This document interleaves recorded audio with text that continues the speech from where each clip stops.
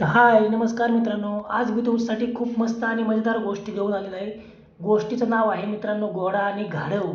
तर मित्रांनो खूप खूप खूप छान गोष्ट आहे आणि मी तुम्हाला सांगणार आहे. तर गोष्ट चालू करत आहे.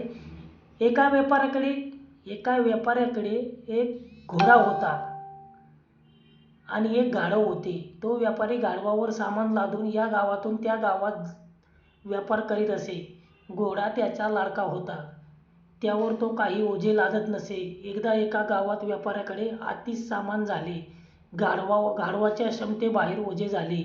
गाढव फार मुश्किलीने ते ओढत चालायचा प्रयत्न करत होते.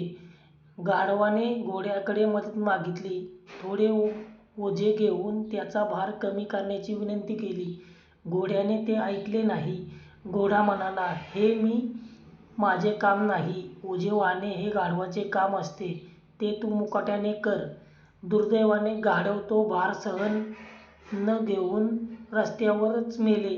आता व्यापाऱ्याकडे ओझे वाहायला पर्याय नव्हता. व्यापाऱ्याने गाढवाच्या पाठीवरचे सर्व ओझे तर घोड्यावरच लादायचे, पण त्यावर गाढवाची चामडी पण पुढे पुढे उपयोग होईल म्हणून लादली. थोडे ओझे घ्यायला नकार देणाऱ्या घोड्यावर आता त्याच्याहून किती अधिक ओझे वाहून नेण्याची वेळ आली.